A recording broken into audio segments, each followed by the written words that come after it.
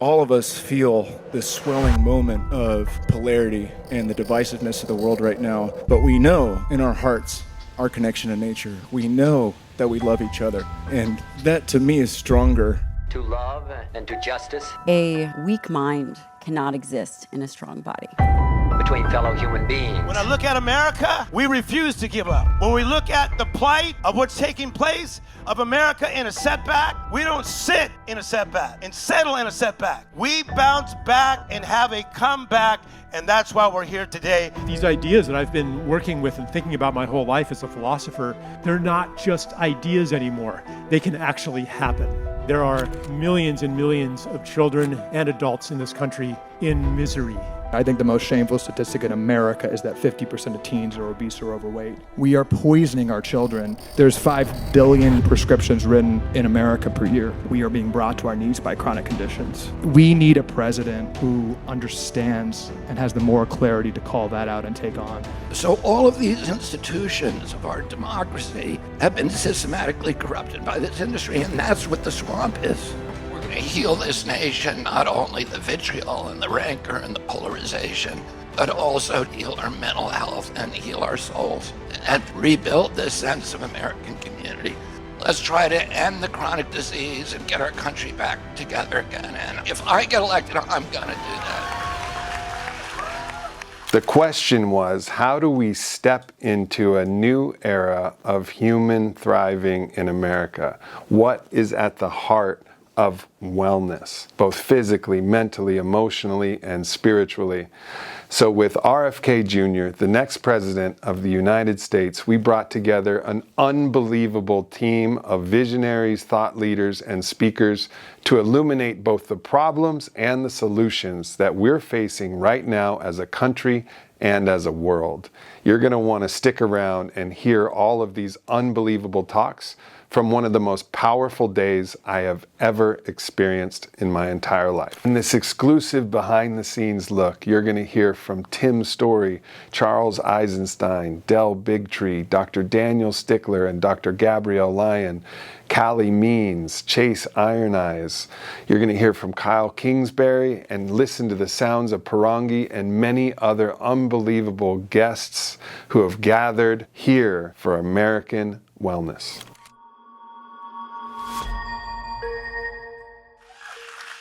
Hey, everybody.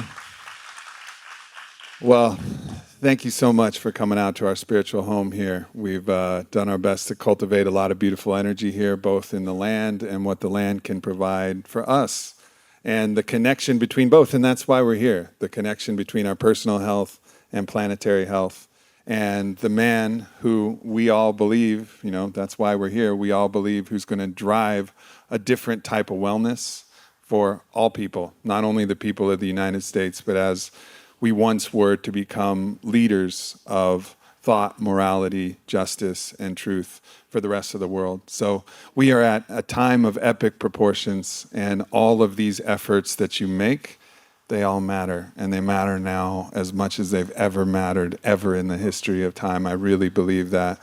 So thank you for showing up. Thank you for being here. Thank you for lending your heart and support, and really allow yourself to release into the experience today. There's the magic both in the moments and the experiences, but it requires the participation of stepping in. So if you feel a little bug and you feel like dancing when my brother Parangi and Ashley are up here on the decks, just let it rip. This is a part of connecting back to who we really are, remembering who we really are. People who dance, people who sing, people who smile, people who stand for what is right and true and beautiful. Thank you all for joining us. My name is Parangi. This is my partner, Ashley Klein. It's an honor to be here, first time here at the ranch in this very special occasion. So just so you know, what we do is a little different. I don't know what we're gonna do. That's part of why it's different, right?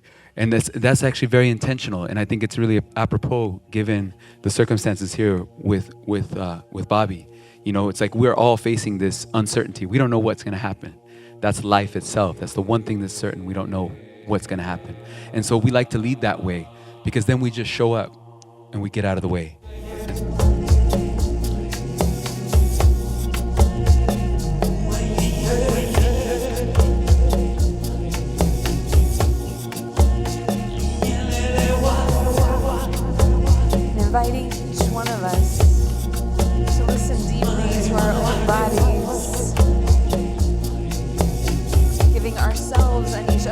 permission to move any way that we feel called to move.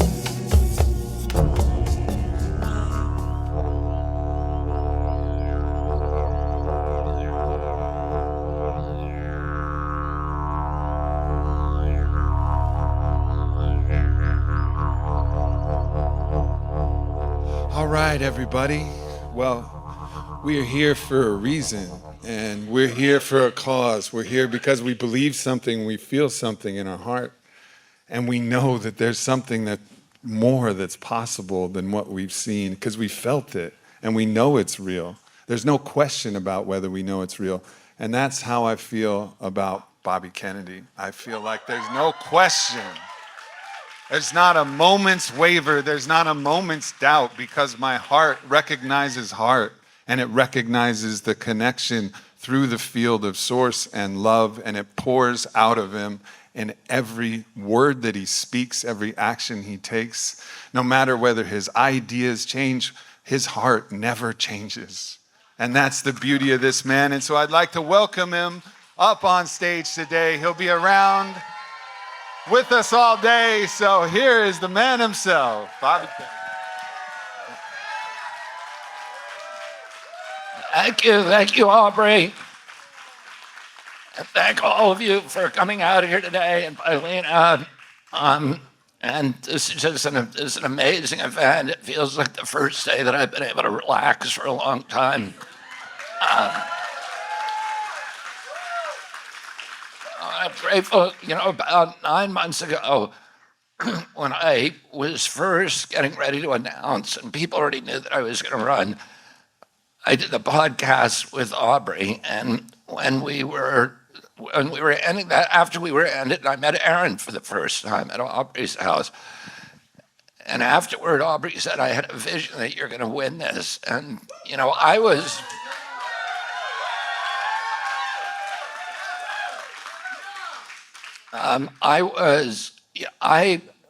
I made the decision to run without really regards to whether I could win. I had to convince my wife I could win, and we had polls. But for me, it was a choice that I felt like I had to make. And it seemed so implausible at that time. And yet now it seems plausible. Now I'm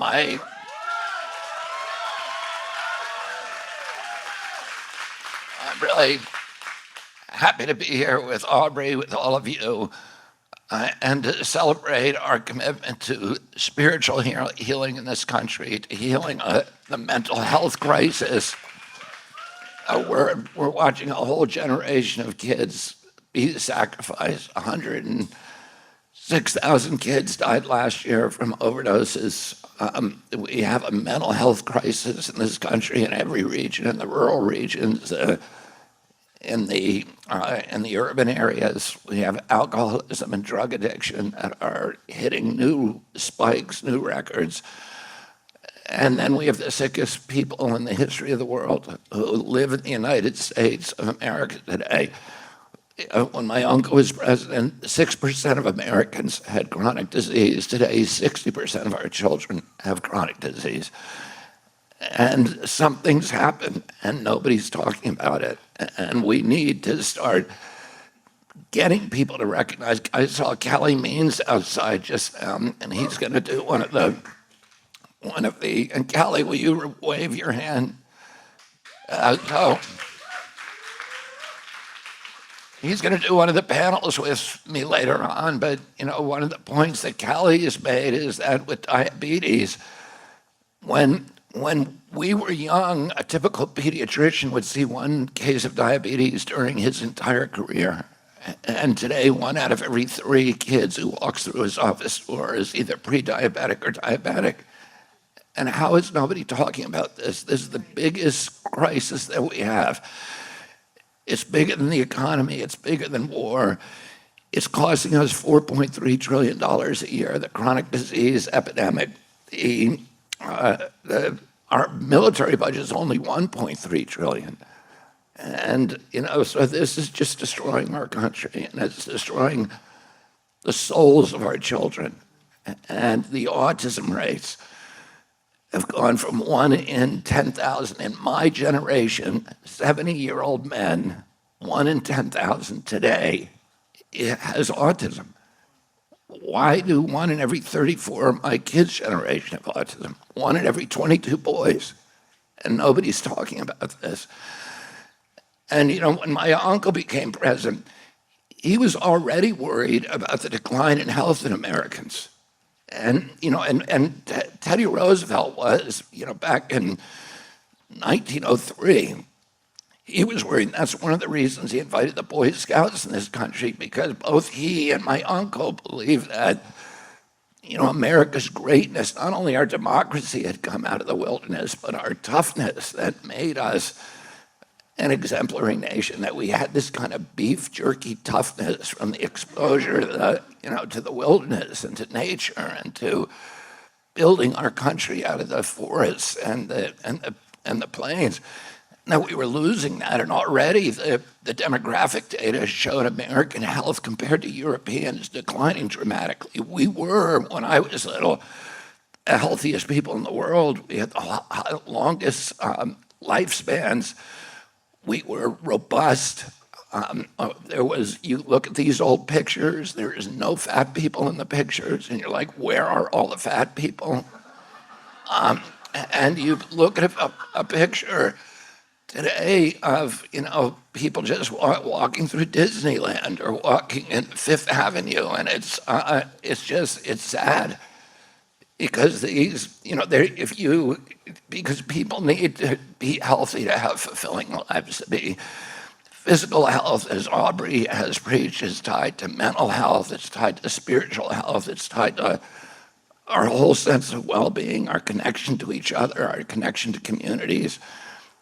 When my uncle was president, he made a challenge, which was that he actually read a correspondence between that Teddy Roosevelt had written to the commandant of the Marine Corps and said, what are the physical requirements for a Marine? And the commandant had written back and said that a Marine has to be able to walk 50 miles with, I think it was a 30-pound pack in a single day. So my uncle wrote the current commander of the Marine Corps, and he said, can today's Marines do that? And then he challenged the country to do 50-mile walks. He launched the President's Council on Physical Fitness, and if you were my generation, you grew up with that. You know, in every high school, there was a physical contest every year for who could do the most pull-ups, who could do the most push-ups. And there was awards given from the president where, you know, you would be recognized. And you see the old pictures of it, you can watch on Instagram, of these kids doing, typically, I think a typical high school senior could do 14 or 15 pull-ups. Today, there is no chance that could happen. So he gave that challenge. My father, he then walked into a cabinet meeting and he said, I'm doing this challenge to the American public, but some of you need to do this to show that we're committed to it. And my father was the guy who was selected, and he set out on he went to the Justice Department that evening. It was Friday night, and it was 6 o'clock at night, and there were still people working here. And a lot of the people that my father had working for him, the Justice Department, are people who served with him during World War II, or they had served with my uncle. A lot of them were Marines who had fought in the Pacific and Iwo Jima and Guadalcanal. They were tough guys. And he went and he said, and he chose Ed Guthman, he chose John Siegenthaler, he chose Dave Hackett. All of them had served during the war. They were all really, you know, highly awarded combat veterans. And he said, I need you guys to come with me on this 50-mile walk. The next morning, they got up at 4 o'clock, and my father was wearing sneakers.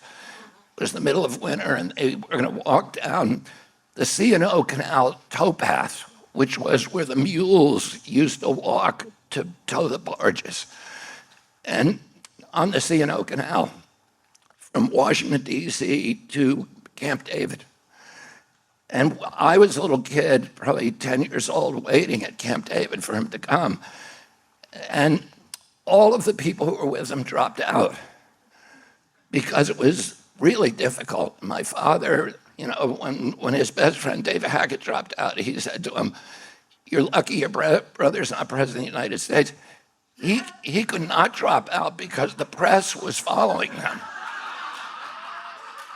And there were helicopters and stuff, so he had no choice to walk the last 20 miles alone. And I remember him when he came in, and there were blisters on his feet that were bleeding, and he just lay down. And my mom was trying to comfort him, but it was miserable. So I did that when I graduated college. I played rugby at college, and I got a bunch of members of my rugby team that the day after graduation, we all walked from Boston to Cape Cod. And again, I was the only one who made it because, these were people who were in really, really good shape, but the muscles that you need for walking are very, very different than the muscles you need for sprinting or playing rugby. And they just had really very, very bad physical ailments. Their knees swelled up, and and other parts of them just gave out from a 50-mile walk. So again, I walked the last 20 miles alone, but then I was in tears. It took me almost 18 hours to do it. But when I get in the White House,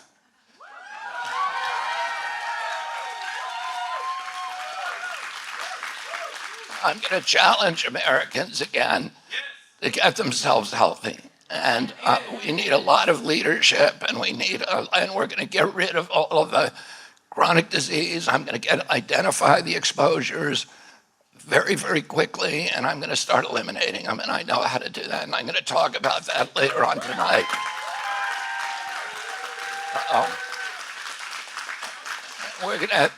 We're going to heal this nation, not only the vitriol and the rancor and the polarization, but also just heal our health, heal our mental health, and heal our souls, and rebuild this sense of American community. So there's a challenge that I saw that my kids showed me on the internet, and I don't know whether I'm going to do it today or not, but it's because I really don't want to make a spectacle of myself. I work out, but I work out alone every day. I don't have a trainer. I don't have anything, and to work out with a lot of people watching me would be honestly my worst excruciating nightmare. But the challenges, which those of you who feel like you're up to it, but the challenge that I would make to people right now is this challenge that is a great challenge on the internet to try to do 100 pull-ups and 50 pull-ups and 100 push-ups. And the challenge is to try to do it in under 5 minutes. So I did it the first time, and I did it about 5 minutes and 30 seconds because I can do a lot of pull-ups. The pull-ups you can do by alternating your grip.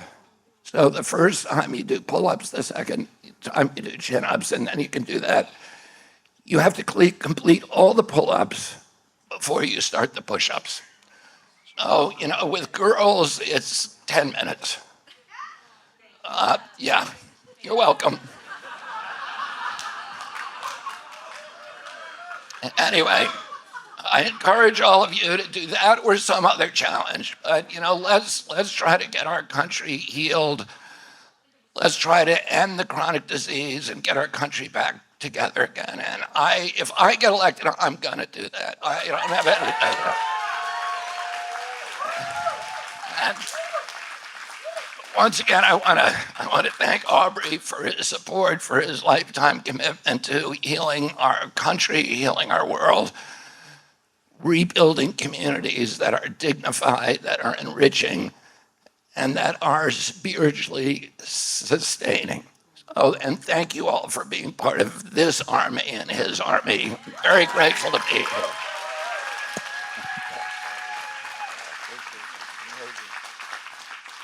Well, unlike Bobby Kennedy, I love when people watch me work out, so I'm going to be going and doing that challenge. So I'll be out there to see you guys.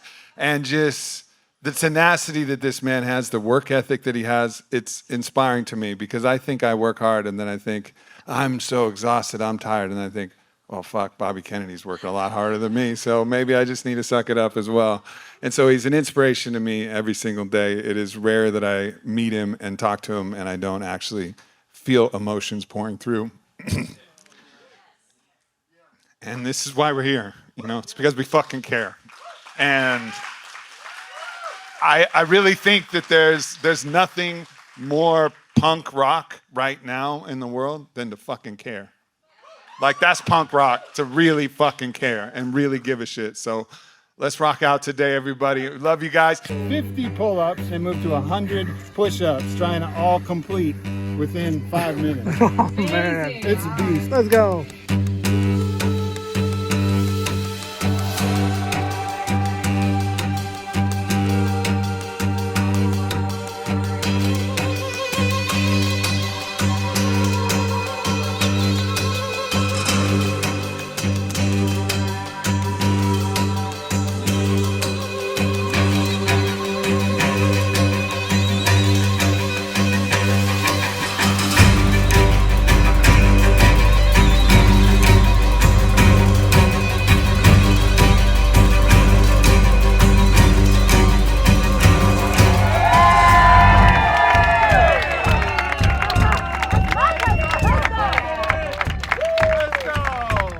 Gabrielle, I watched your TED Talk as I was preparing for this, and I thought you had such an important message that is often overlooked, and it's just about strength.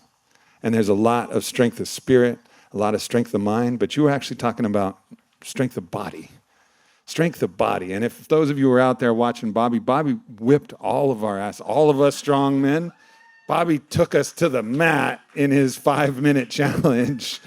And so strength obviously is something that matters, but you actually understand exactly why it matters so much. And I'd love to hear you just speak a little pearl for everybody. Obviously we have 45 minutes up here, so everybody's just gonna have to hone it down to a pearl, but just share that pearl of wisdom that, or whatever pearl of wisdom is coming to you. I don't wanna put you in a corner. Well, thank you for having me. Yeah.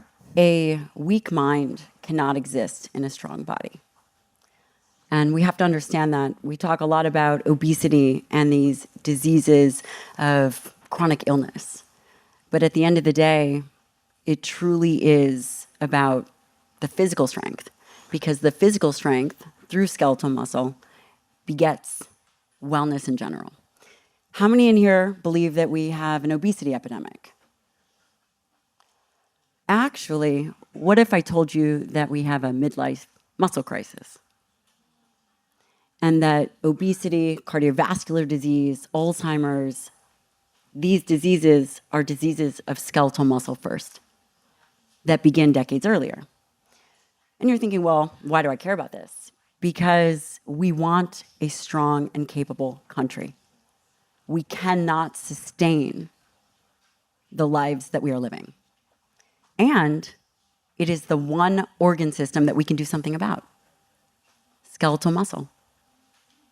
And it takes time and effort to become disciplined, to create and evolve its health.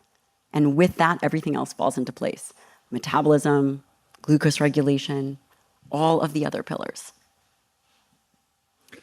That's such a strong message. One of my favorite quotes is from my brother Daniele Bellelli, and he says, when you have a wild wolf living inside you, which means that you're able to hunt and roam the land, like Bobby was talking about, to be able to walk 50 miles, to be able to actually move your body and hunt and live like the primate that we are. When you have a wild wolf living inside you, when the mind is in doubt, the body provides tangible proof. And so when you know yourself is physically capable, it extends not only through everything that you mentioned, but also through that mental health. And we need strength of all sorts. And I think framing this, all of these epidemics, and saying like, all right, let's focus on strength. Because there's a big message going out, and Calley, this may segment into something you're talking about, where everybody's saying obesity, is all genetic, nothing you can do about it. Well, no one's saying there's nothing you can do about muscle. They don't even dare, because they know that doesn't make sense. You just go to any gym and realize, oh, that dude's deadlifting, or that woman's squatting, and she's strong. So that's an important message. So I'd love to just, and maybe we'll be able to circle back and hear more, of the details of that. But I'd love to go to you, Calley, and talk about obesity and then the opposite way that it's being positioned and some of the kind of insidious ways that messaging is trying to take power from people and take agency from our ability to make ourselves well. This is why we're living in the most important year, I think, of our lifetimes, and why this election is so important. We need to take what was just said, and we need to operationalize that into policy. Right now, we are being brought to our knees by chronic conditions. Obesity is one branch of the tree of underlying metabolic dysfunction that's causing 9 of the 10 leading causes of death in America. It's causing 90% of healthcare costs. And chronic disease is the greatest invention of profit ever created. Because what you can do and we have a shameful statistic. I think the most shameful statistic in America is that 50% of teens are obese or overweight. We are poisoning our children. That happens to be, as just a raw statement of economic fact, an extremely profitable dynamic. Because by not sharing that message, Gabrielle explained to kids, and saying that obesity is a drug deficiency, saying what Harvard researchers are now saying, it's genetic. Literally, the American Academy of Pediatrics saying that every 12-year-old who's overweight or obese should be on Ozempic, a lifetime injection, and not on a path of curiosity. An injection that's going to cost $15,000 of taxpayer money per year per person, 50% of teens and 80% of American adults. This drug is being pushed on, which is making it one of the most valuable companies in the world, the most valuable company in Europe. That a child that hears that obesity is an Ozempic deficiency, hears that obesity is genetic, not under the control, as a Harvard researcher who's going to profit a lot from this and is paid by the drug maker, said that throw willpower, throw food, throw exercise out the window. We need to put these kids on drugs. That's what's being said, and that's profitable. Because if that child doesn't learn metabolically healthy habit, if they don't learn how to build muscle, if they don't learn how to eat healthy, if they don't, engender awe for the soil and what they're eating and what they're putting in their bodies, that kid is going to continue to rack up comorbidities. There's 5 billion prescriptions written in America per year. And that's driving the largest industry in the country and the fastest growing industry in the country, which is healthcare, where every single lever of that industry depends on people being sick and sicker for longer periods of time and getting sick earlier. And we need a president who understands and has the moral clarity to call that out and take on the biggest and most powerful industry. It's the existential issue of our time. All other issues we're being distracted with are bullshit. And I'll just quickly give a story where I really think this ties together. But early in my career, when I worked for the food and farm industry, I was shocked in a lobbyist office in Washington, D.C. to see a list of Harvard, Stanford, and Tufts Nutrition School researchers. And as a junior employee, I helped filter money to these researchers at prominent institutions. And I was like, why are we doing this? Well, those researchers were being put on the USDA panel on nutrition guidelines. It's very simple. The industry funds money they just pay them not only research grants, but direct bribes. And in 2020, for example, the USDA Nutrition Guideline Committee, 95% of the people on the committee, 19 out of 20 were paid for by food companies, direct bribes. And the USDA guidelines that we exist under today say that a 2-year-old, that 10% of their diet should be added sugar. That flows into school lunch guidelines, that flows into normalization for parents. When you see the child's birthday parties and children being hopped up in sugar and the obesity rate among kids, that parents are following government guidance. And the American Academy of Pediatrics was not speaking out when that happened. They have never spoken out about the nutrition guidelines. In fact, they take money from food companies. But today, the American Academy of Pediatrics put out a press release and said that any obese or overweight 12-year-old, as I said, needs to have Ozempic as the first course, not after diet interventions fail, but as the first order aggressive early intervention. We need a president who understands these dynamics. And I just want to make one more point that these things can change very, very quickly. We need a president who has the courage to declare a public health emergency and take on pharma. We need a president who is going to tell the NIH, no more conflicted research. 80% of NIH funding goes to professors with a conflict of interest. We need to have a president who's going to tell the NIH we're going to study the impacts and what 72 shots mandating for our kids does. And we need a president who has the moral clarity to tell the American Medical Association that heart disease is not a statin deficiency, diabetes is not a metformin deficiency, depression is not an SSRI deficiency. These are metabolic issues because of our poisoned food supply, and they can be corrected very quickly.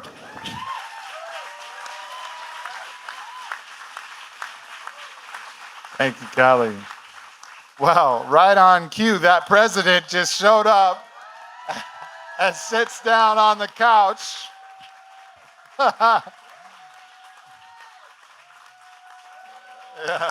Yeah.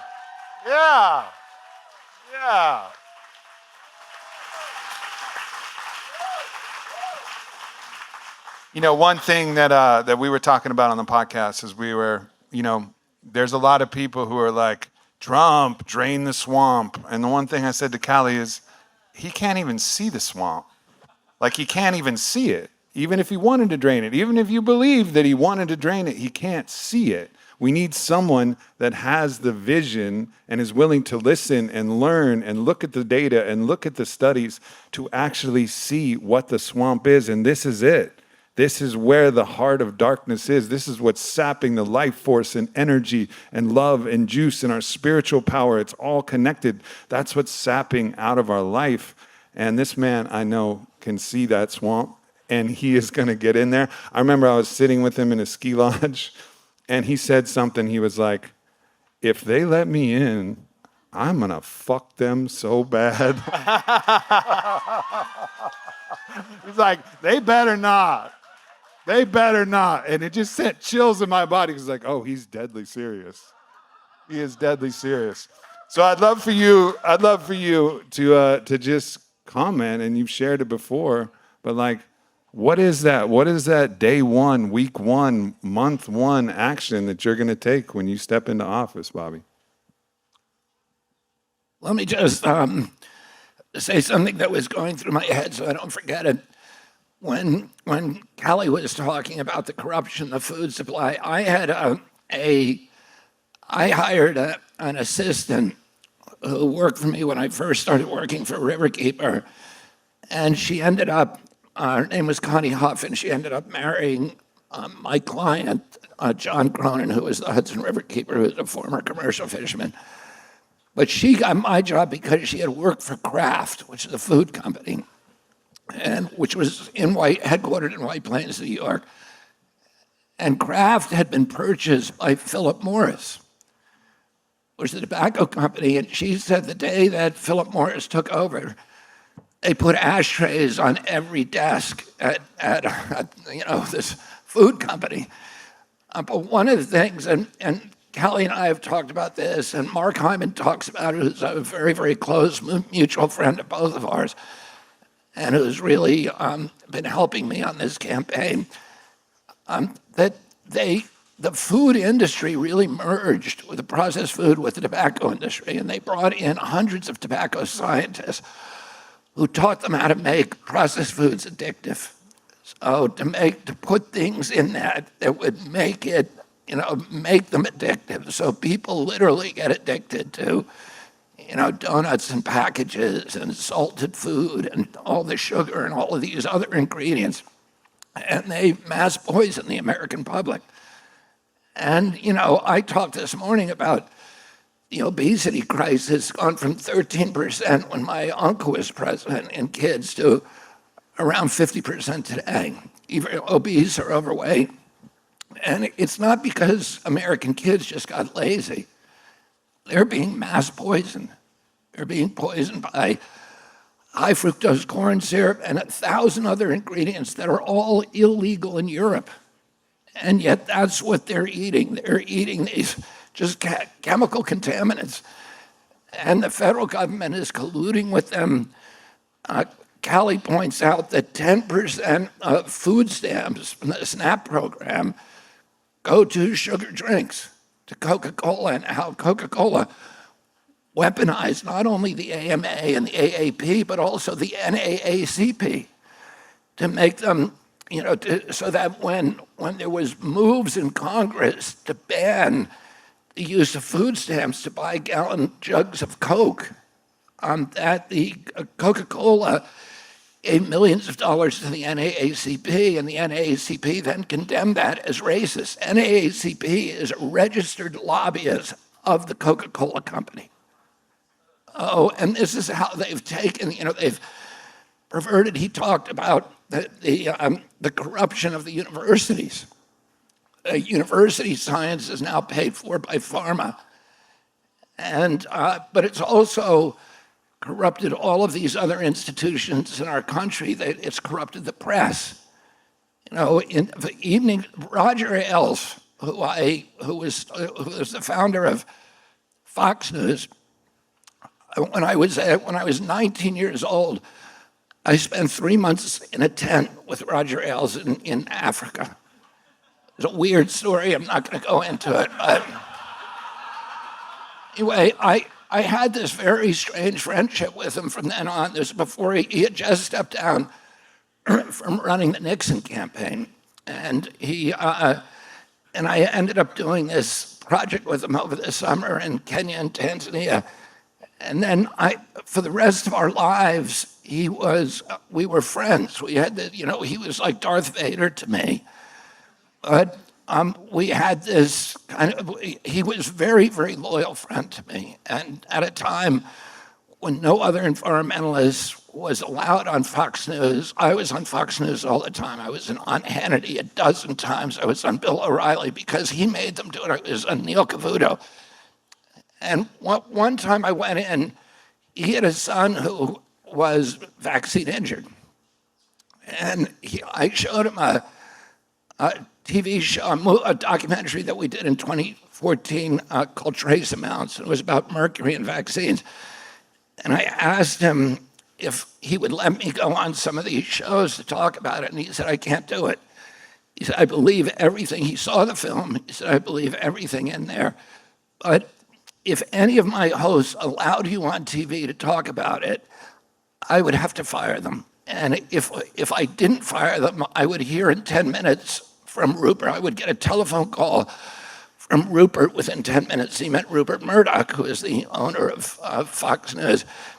And one of the points that Calley made is that, which we know, they're not that interested.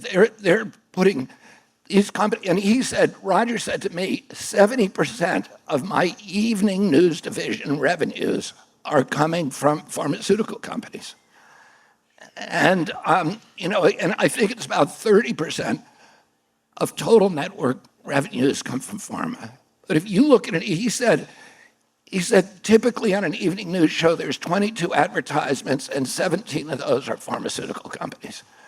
So you can see them back to back on the evening news shows, and they target evening news for two reasons. Old people watch the news, and that's their clientele, people who are sick, getting sick and sicker and sicker. But more importantly, it not only gives them a platform for selling drugs, it gives them control over content of the news. So because Anderson Cooper has, I think, a $22 million annual salary. Well, probably 70% of that is coming from pharmaceutical companies. So those are, his boss is not CNN. His boss is Pfizer. His boss is Merck. His boss is Novartis and all these other companies. And that's who he's working for. And so all of these institutions of our democracy have been systematically corrupted by this industry, and that's what the swamp is. And, I think Aubrey is right when he said that President Trump honestly, earnestly wanted to drain the swamp, but I don't think that he knew how. And I think it takes somebody who is willing to go into a sort of a granular level and to push back on his bureaucrats. President Trump, said he knew what was right in many cases. He said that lockdowns were wrong, that he wasn't going to do them. 2 weeks later, we were doing them because he was not able to stand up against bureaucracy. He brought in John Bolton to run the NSA. This is like the template for swamp creatures. He brought in to run FDA and HHS respectively. He brought in Scott Gottlieb, who's a business partner of Pfizer's, and Alex Azar, who's a lobbyist for the pharmaceutical industry. So he brought, the swamp creatures in to run the swamp. Scott Gottlieb did a $100 billion favor for Pfizer and then left FDA to rejoin the Pfizer board and to collect his payout. And of the last 7 Pfizer directors, 6 of them today are working for pharmaceutical companies. So that's what the swamp is. And if you go through all of President Trump's appointments, it was the same thing. He brought them from within industry, and they helped, put this agency capture on steroids and turn these agencies into sock puppets for the industries they're supposed to regulate and predatory against the American public and against public health. They don't want public health. Their job is to advance and promote the mercantile interests of these corporations that they have the revolving door relationship with. And 50% of FDA's budget comes from pharma.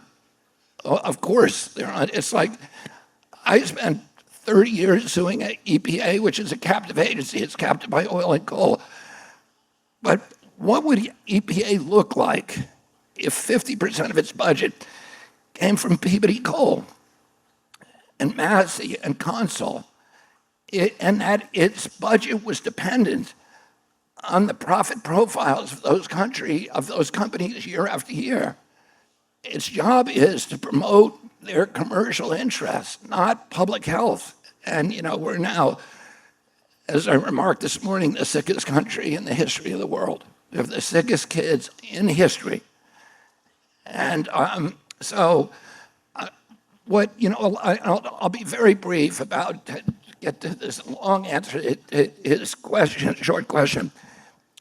A lot of people will say, even what I'm going to do when I get in there is I'm going to take that $42 billion budget from NIH, and I'm going to say that's given to 56,000 scientists around the world to do research, to research disease and drugs, et cetera.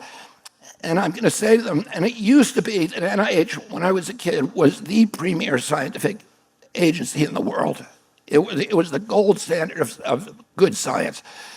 Since then, it's become the biggest incubator for pharmaceutical products. We changed the law in 1980. We adopted the Bayh-Dole Act, which said that NIH scientists and NIH itself can collect royalties on every drug that they develop or they help develop.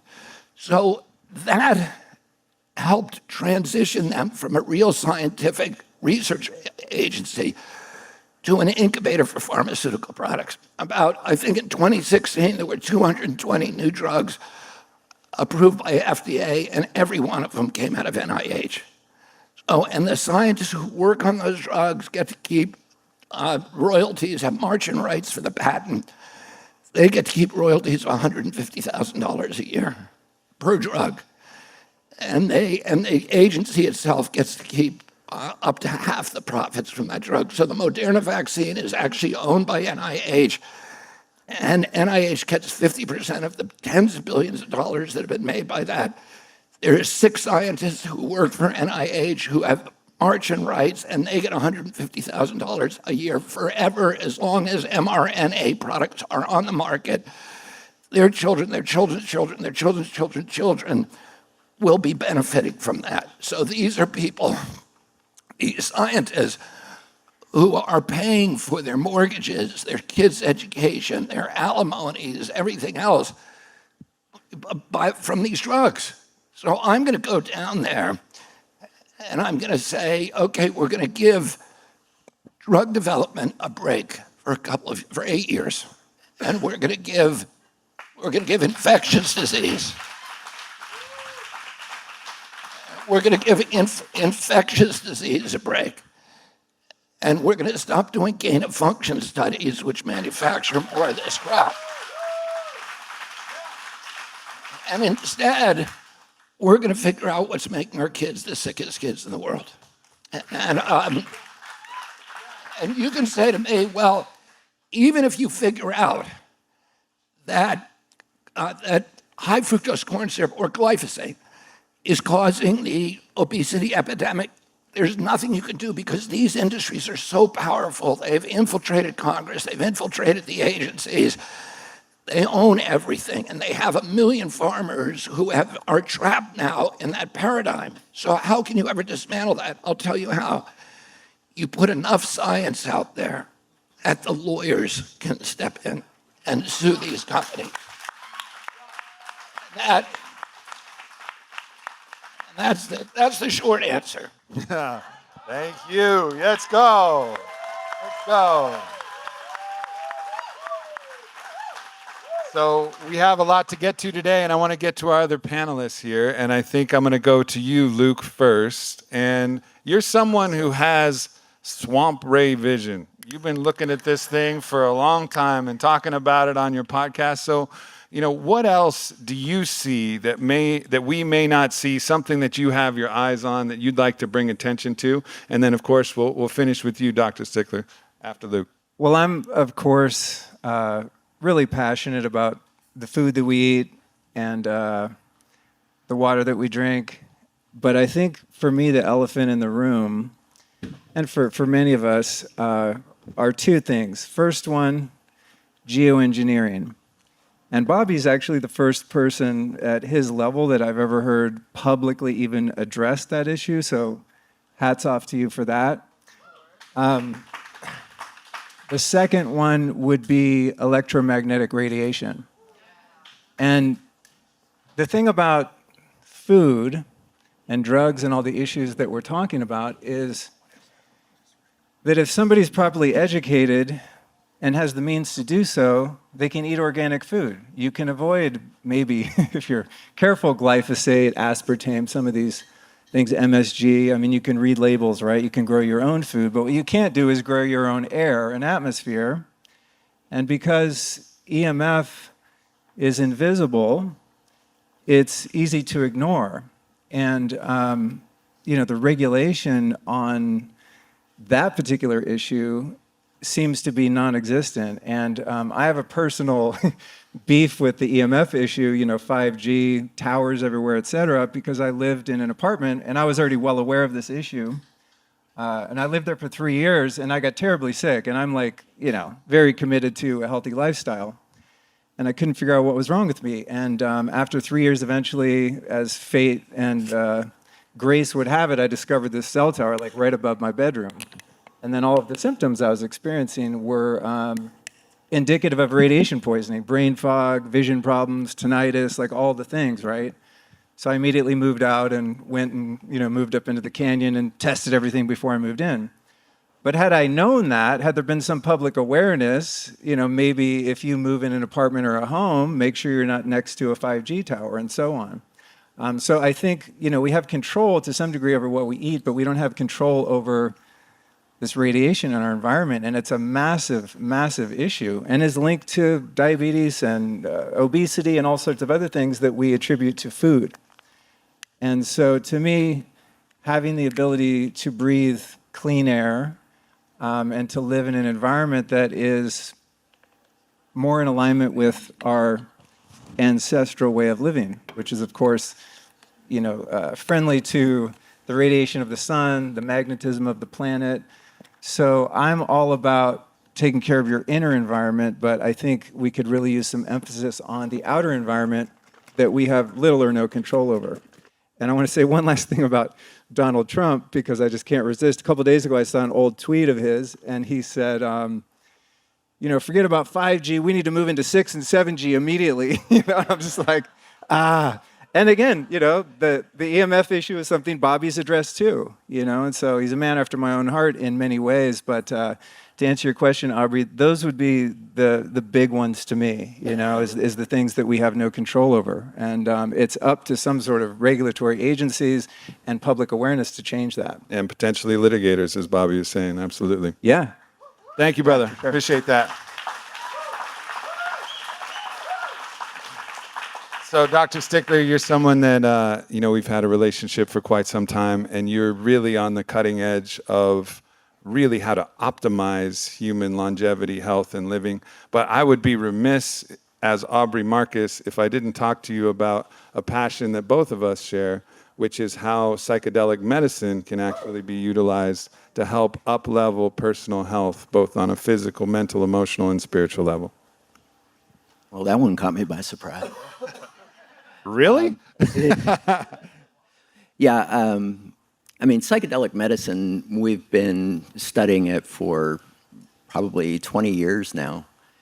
And it's just now hitting the mainstream, but it's got this stigma associated with it. So we're not looking at it like a medicine. We're looking at it as this drug that is out there that we really don't know enough about it to put it into practice. But with all of the studies that are coming out now, take MDMA, for example, not necessarily a psychedelic, but it still falls in that class. MDMA was used over 500,000 times by marriage counselors prior to 1984 when it was banned. Those marriage counselors appealed the DEA. They won, and the DEA said, well, we're still going to ban it. They did it a second time with a second judge. Same outcome, same thing with the DEA. So they took this off the market, and all of these counselors, they said, this was the absolute best thing that we ever did with our clients, because one session with MDMA was better than 10 years of talk therapy. And we know about this with psilocybin. We know about it with ayahuasca. We know about it with ibogaine. All of these have spectacular outcomes for people. And we're having to go generally out of the country in order to get access to it. And one of the biggest areas that I'm concerned about is the medicalization of these substances. If they get medicalized, you're going to lose all the aspects of it. Set and setting will go out the window. Just look at the ketamine clinics now. You go in, most of them you're on a gurney with an IV in your arm. Looks like a sterile environment. That's not the way ketamine should be done. The set and setting is 90% of the outcome of that experience. And it's going to be the same way with the psilocybin, same way with the MDMA. If they follow too closely to a clinical approach to it, it's just going to fail. And so I'm hoping that we get more along the lines of legalization rather than medicalization of that. That's the concerns that a lot of us that use psychedelic medicine are concerned about. And I believe that you are the person that can make that change, because it needs a drastic change. And you're the one that can do it.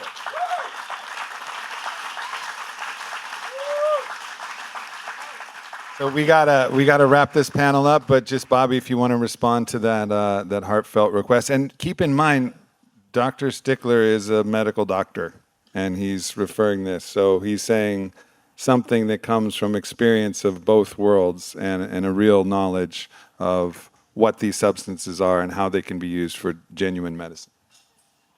I've been in recovery for 40 years, and So I'm a hard person to convince that you can fix what's wrong inside of you using a pill or a powder or a potion or anything that's outside of you. And that was kind of my attitude for most of until 5 years ago. And my wife took her own life in 2014. I cut her down from the rafters, and she left me with 6 kids who were profoundly impacted by that experience, and all of them were at risk. One of them in particular did not process her death and what the things that happened before that in ways that that seemed to me that he was that it was a healthy way. And he ended up doing it. He's a great kid. He was a boxer. A lot of the things he did were violent or extreme. He became a very good boxer and a good hockey player, and then he became a top-rated big air skier. And he ended up in about 5 years ago going to Patagonia to do a whitewater kayaking trip, and on that trip he had an ayahuasca experience. And when he came back from that trip, in that experience, he encountered his mom, and she passed through him again and again. And he felt all this forgiveness and compassion. Sorry, my duck is calling. I apologize. But he experienced this compassion and empathy and understanding and forgiveness. And when he came back from that trip, he was completely transformed in many, many ways. Very happy, very open about talking about his mom, and very conscious of people around him. I've said this before, that he started taking out the garbage. He started washing dishes. He had this extraordinary spiritual realignment, and it happened from just this one experience. And then I saw his brothers ended up doing it, and they had similar transformative experiences. So I became a strong believer. Then I had friends in the NFL, friends in the Navy SEALs who were having extraordinary healing from psychedelics. So I've become a convert and a big promoter of them. I agree with Dr. Fisher that what we need to avoid is we need to legalize them. We need to keep them in the hands of small businesses and therapists, and not under the control of the pharmaceutical industry, of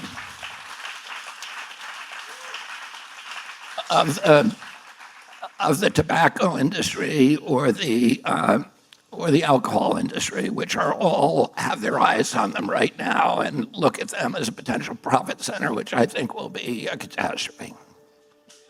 Well, I've been able to have the blessing to have many of you in conversations on my podcast. Please, I look forward to this moment where I can dive in deeper with both of you. I'm sorry this time up here on this panel is so short. I could obviously go on and on and on, but thank you so much for coming up. Thank you, Bobby, for responding to everybody. Appreciate you all deeply in your work in the world. It is felt, and it fucking matters. It matters.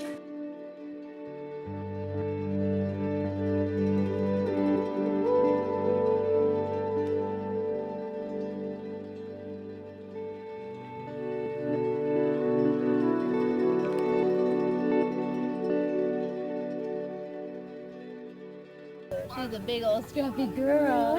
Oh. Hi. Hi. Oh, she gonna give you kisses.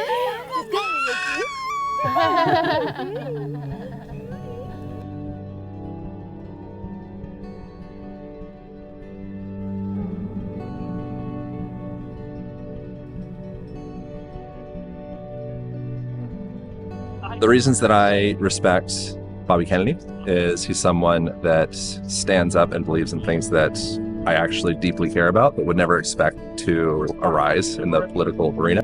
And it's surprising and refreshing to experience trust and integrity in someone that's involved in politics. Because my perspective before meeting and connecting with him and getting to observe him was to not trust anyone in the political sphere. So to inject genuine honesty into that space, I have immense amount of respect for it.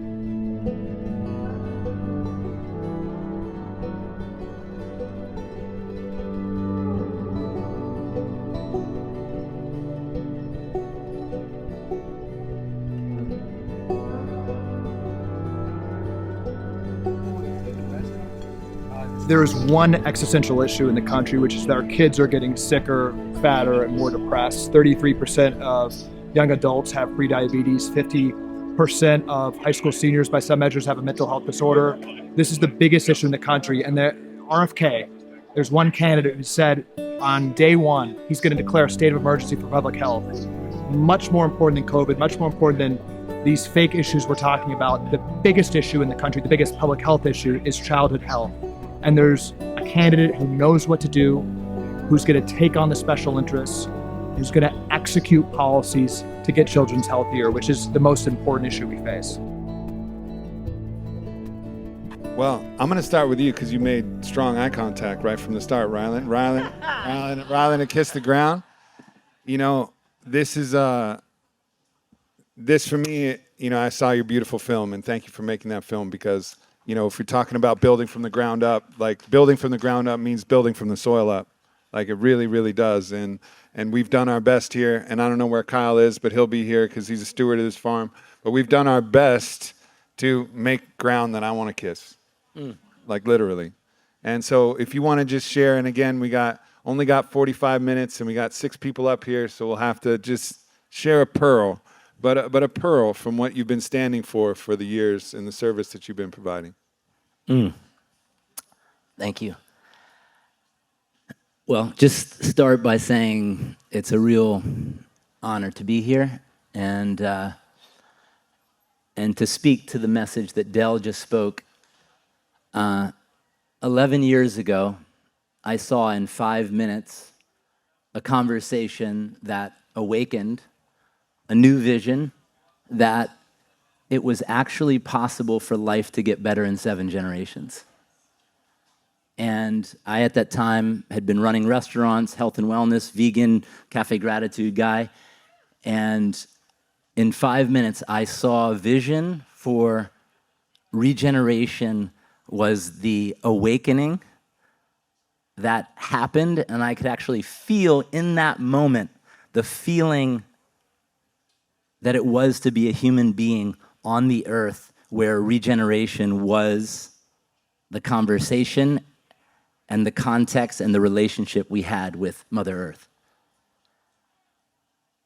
And it took 10 years of blood, sweat, and tears, starting in my living room and then in my garage with Finian Makepeace, co-founder of Kiss the Ground, to awaken that message which came out in the film Kiss the Ground. It was released on Netflix over COVID and has been seen by 10 million people and has led to the transition of 200 million acres of land worldwide.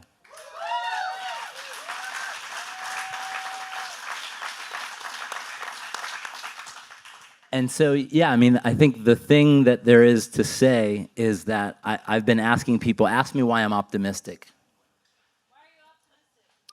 Because love and regeneration are perennial. I don't know the timeline, but I know at the heart of who I am, love is here, and that goes the same for all of you. And that I know the patterning and the design of nature is regeneration. And if I can stand in the Herculean effort of all the distraction, the drama, the chaos, the perceived other than that, knowing that that is what is true, that love and regeneration is what is happening, and I can take actions from that information, from that space, that gives us the opportunity to see something new. Thank you, my brother. Thank you. Beautiful, beautiful message. Chase, you know, your people, the First Nations people of our beautiful country, they've suffered as much as any people. And there's been a lot of people who've suffered, and I'm not trying to make a suffering competition, but they've suffered deeply. And when you hear this message of regeneration, do you have hope? Do you have hope for your tribe and all the tribes that you've, shared with me or are getting together and talking?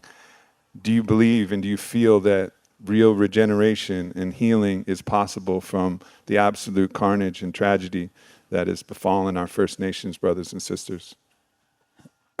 Wow. Thank you for that. Kola iuha e chichiab.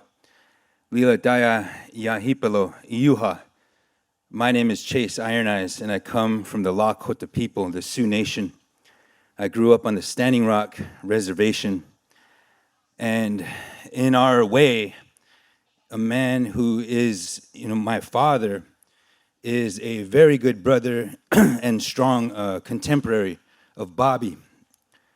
And I know that a lot of people that are here are searching themselves for strength and redemption and deliverance and salvation from a corporate abstraction, a separation of the mind from the spirit, a colonial process, a process that is instigated by the colony, was instigated against European people before this great country was founded. So all of us have been subjected to. Earlier I heard a man say that we are all indigenous. We are all native, and we have this potential to connect with our divine nature. So we have been through a lot, brother, but we have hope and we have courage that is unconquerable. And we want to share that. I believe in Bobby. That's what brought me here. And I believe in this country. I believe we can save ourselves, and I believe we can do this by strengthening each other. Each and every one of us matter. Thank you. Thank you, my brother.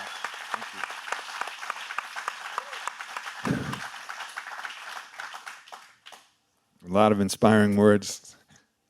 Zen, I want to talk to you about, there's the colonization of our people, and there's the colonization of our bodies and our land through the poison that comes through needles and comes through sprays and comes through fucking helicopters that are just dropping poison and have been, and then leading to these epidemics and these chronic illnesses. And I know that you've been someone who, with that courage, like Chase, is standing up and saying, no more, fucking done.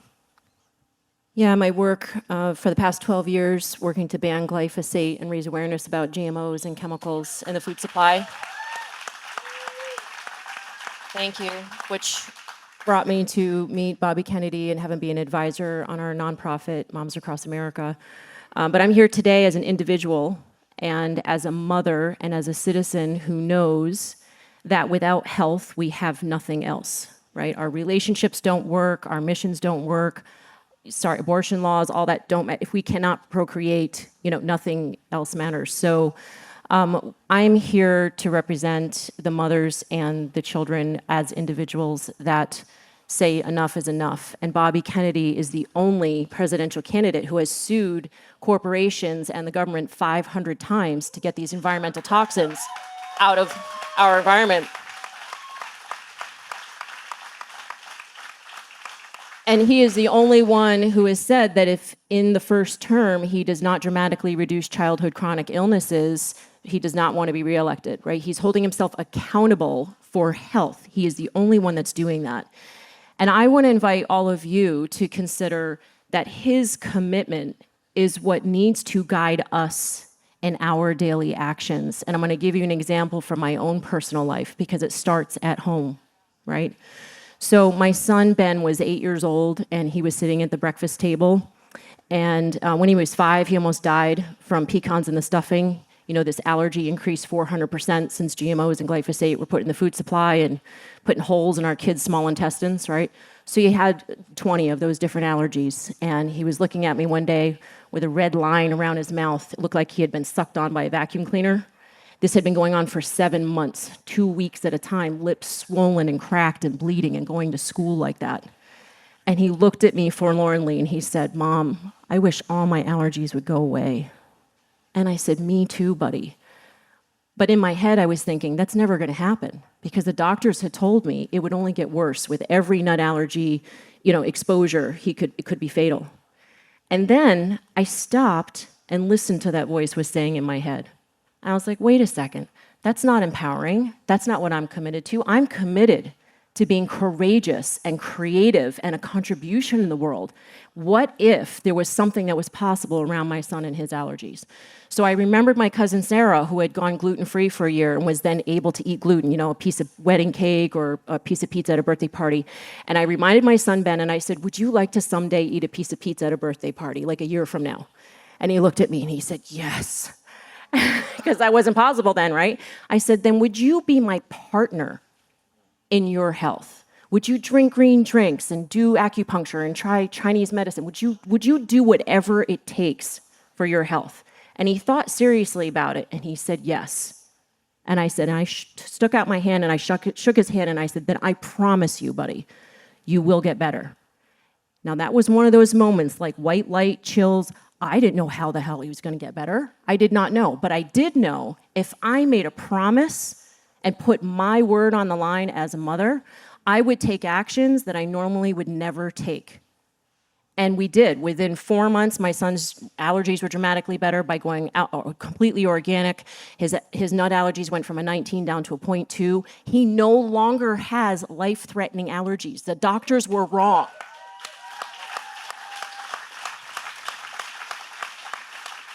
He has some of the best health. COVID, 1 day coughing, that's it. He has not been to the doctors in 10 years, okay? So he's incredibly healthy. Now, what Bobby is doing is putting his word on the line, right? He is making a promise to us in our country. What we need to do is make a promise that we're going to do whatever it takes to put this man in the White House. Every single one of us. I want you to raise your hand if you're going to do whatever it takes. Max out your contributions. Max out your contributions. I'm not kidding. Cause an event in your local neighborhood. You're the ones that are going to cause a fundraiser in your local neighborhoods, okay? You're going to call your friends and family. You're going to send them the link to Joe Rogan podcast or Aubrey's podcast and say, listen to this. My son is 20 years old, and he's paying his friends $10 to listen to the first hour of the Joe Rogan podcast, 1999, and he's a libertarian, So if he can do it, we can all do it. We can bring everybody together and get this man in the White House. Let's go. Let's go. So, Kyle, you're up here, my brother. And first of all, I just want to say my own, give my own gratitude to you for stewarding this beautiful piece of land that we have here and helping lead this farm into the beautiful place that it is. So thank you, Kyle. One of the obstacles that people have to overcome in standing for Robert F. Kennedy Jr. is the courage to be attacked, the courage to stand, just fucking stand no matter what. And I look to you and you inspire me as a warrior archetype. And of course, all of us find that, and we've felt that coming strong, over here, so strong. But for you to give a message, there's many things that you could talk about. And in just a moment, though, about the courage to stand no matter whatever arrows may come and no matter whatever consequences those dark forces may try to throw at us. How do we stand? How do we find that courage to not just privately support this man, but publicly stand and take whatever arrows come? Thank you for the love and loaded question.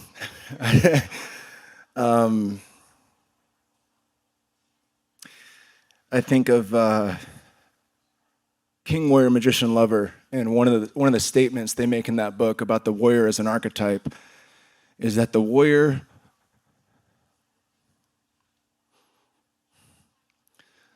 faces life frontally, head on. The warrior doesn't look away. And all of us feel this swelling moment of polarity and the divisiveness of the world right now. But we know in our hearts our connection to nature. We know that we love each other. And that to me is stronger than the hate that's online. That to me is stronger than all the divisiveness. And when we feel the truth, it resonates through our whole body. Dan Stickler talked about plant medicines for personal health. Plant medicines gave me nature health. They gave me planetary health. They reconnected me to nature. And I feel that when we find these things that are true for us, we know the only way forward is the truth. And we know there's no other way. And when we see someone like Bobby, who is speaking the truth in a sea of fucking lies, and is about it, he's about nature, he's about unity, he's about cleaning the world in a way that's not just jibber jabber on television, there's really no other choice to make. And even if it comes to arrows in the back, whatever the thing is, somebody from the left, well, he's not a real Democrat, or somebody from the right, well, he's going to take your guns away. Whatever the thing is that somebody's going to have as their first loaded statement on why to say no, we know why we believe in you, Bobby. We know the yes. And I think if we allow that truth to speak through us, there is a way that we can connect to other people through the heart. And with that transmission takes place. Same transmission Parangi gave us this morning. Same transmission we're trying to cultivate together with this land, where you step on the land and there's a, whoa, what is this place? Right? The energy shifts. And I can feel that energy shifting now, not just through all of us, but in the conversations that we have. There's a knowing when we talk to our friends that's different than being one side or the other. And I think if we stand with that knowing, the truth comes forward, and Bobby is our next president. Yes, sir. Thank you, my brother. Thank you, my brother. Charles, my good friend, I'm not even going to cue you up with a setup. I just want to hear you speak from what's in your heart and what you're listening to. Yeah, Zen, your story really landed with me. This image of this desperate little boy. I just want my allergies to go away. 22 allergies, and it just, reminded me that is not an isolated story. There are millions and millions of children and adults in this country in misery and hopeless misery. Behind all these normal-looking faces, you go out anywhere, there are countless stories. And it makes me admire human beings so much that even with all of that, they can still be polite to me at the TSA line, What Zen described was the same thing that Bobby Kennedy is offering our country. Because it's not just a critique. It's not just finally getting honest with the state that this country is really in, but it's also offering a way forward. And that way forward is not more of the same. It's not, well, listen to your doctors more. It's not to intensify the fight that we've been fighting for, on some level, for thousands of years. According to the formula of the way to improve the world is to destroy the bad thing. That has been the guiding philosophy of our medicine for a long time. Destroy the virus, wash your hands, stop something, go to war against something. It's been the guiding philosophy of agriculture. That's what Roundup is, an improved way to destroy things. And that has been, to draw another parallel, U.S. foreign policy. Eradicate the terrorists, destroy the communists and so forth. And we are seeing the failure of that, and in politics too, destroy and humiliate the horrible people on the other side. So in all of these ways, this candidacy is expressing another path, something genuinely new on, I won't say on this earth. Indigenous people have been holding a very different relationship for a long time. And many of us, with our hippie parents in the margins have also been holding that. But now is the moment that it can come into the mainstream. that's why I'm on this campaign. I never imagined that I would be on like a mainstream, I mean, I guess, I'm not sure if that's the right word, presidential campaign, where like these ideas that I've been working with and thinking about my whole life as a philosopher, they're not just ideas anymore. They can actually happen. And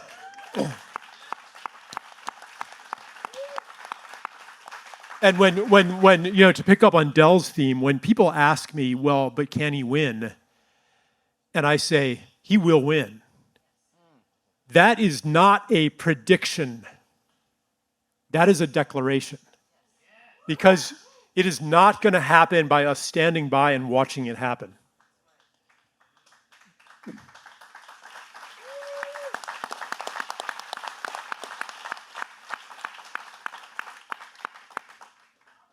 Because all of us, in various ways, are carriers of a new story, of a new theory of change, of a new way of relating to each other and to the earth. Well, again, not new, ancient. New and ancient, let's say. And so this is, as Del was saying, a vessel for the expression of what we have been carrying. And it's going to take some commitment. It's going to take some sacrifice. A lot of people say, well, what can I do? And in that question, like sometimes I'm like, you actually already know what to do. And that question is coming from a certain barrier inside of actually doing it. And it does remind me a lot, like what Del was saying about, well, praying for you. It reminded me a lot in COVID, when we dissidents, we put our stuff out there, we got canceled, we got deplatformed, and people would write to us and say, thank you for speaking out. I can't do that, but I'm glad you are, and I'm praying for you. And I'm like, if the example of human beingness that you are offering to God as here's what a human being does when it's dangerous to stick your neck out is to play it safe, then if I do that, how am I ever going to expect anybody else to stick their neck out? Because I'm declaring what a human being does in this situation. And so I think that, stepping out to support Robert F. Kennedy Jr., it takes a little bit of courage, and to answer because you will get attacked, especially if you're afraid you will be, because then that's something coming up for you to face. It's an initiation. And to answer the question, where does courage come from? For me, it comes from clarity. When I know what is true, what is right, what I want, then I have no inner conflict. So, not sure where I want to go with this next, probably nowhere. But yeah, just to give a sense of really this is an historic moment. It is a initiatory moment for our entire planet toward a new way that incorporates all these disparate policy positions. There is a common thread here. And yeah, I'm really grateful to be part of it. Oh. One of the things thank you for that, Charles. One of the things that impresses me most is not just you, the man that you are, but the effect that standing as a lighthouse, as a beacon, the type of people that you've attracted. I mean, just look at this panel, look at the last panel, look at all of these beautiful people. Look at what standing as a lighthouse does to bring people together. And that's why when you're president, you're going to heal the divide. You're going to heal the divide because the gravity of that force is going to be so strong, it is going to pull people in. And it's pulled the best of us in already, and it's going to continue to inspire and pull people in. So we got probably, 6-7 minutes here, and why don't you just speak from your heart as the lighthouse that you are, wherever you want to take it. First of all, Aubrey, thank you, and thanks to all of you for coming out and giving a Saturday up to participate in this healing event and show support for this campaign. It's as Aubrey said, it's really humbling to have so many extraordinary people out there who are willing to do that, and then these people on this stage who are all in one way or another linked to me through, most of them through long friendships.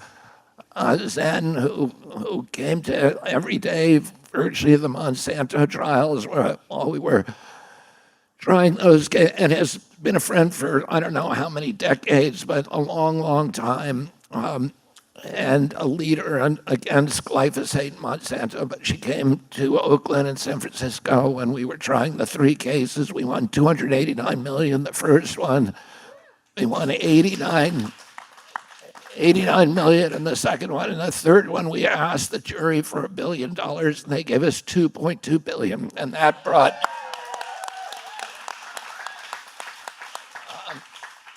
and then Ryland here, who... somebody said to me the other day, one of the people actually that we're talking to about the vice president position, and that person said to me, the answer to everything is in our soil. You know, we can pay the national debt if we restore our soil. We can stop the chronic disease epidemic if we fix our soil. We can fix climate change if we fix our soil. All the existential threats to our country, we can make ourselves self-sufficient. We don't have to be in wars anymore. And all of that's going to come from fixing our soil, and that's going to be one of my priorities. As president, I've spent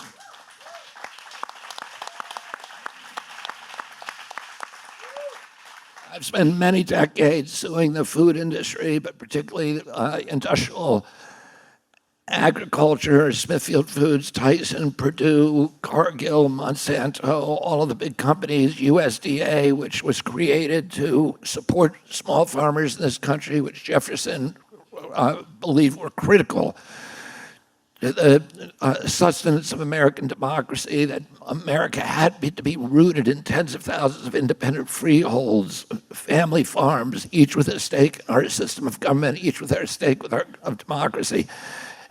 And we had to avoid the control of our landscapes by big oligarchy of a corporate kleptocracy, and that's right where we are today. You have Smithfield Foods that now owns 30% of hog production in this country, 80% of the land base, or agricultural land base in North Carolina. One company, and guess what? It just sold itself to China. So China now controls the American landscape. This is a colonial model. It is not a model. This is a feudal model. It's not a model for democracy. And, I want to unravel that. And then Charles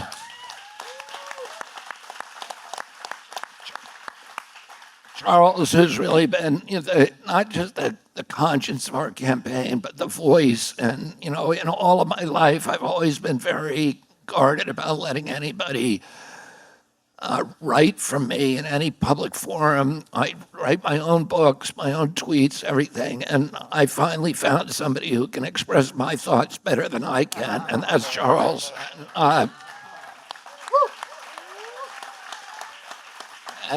he's taught all of us in this campaign these extraordinary lessons that you learn every time he opens his mouth, and it's just a beautiful, beautiful thing, and I'm very grateful to him.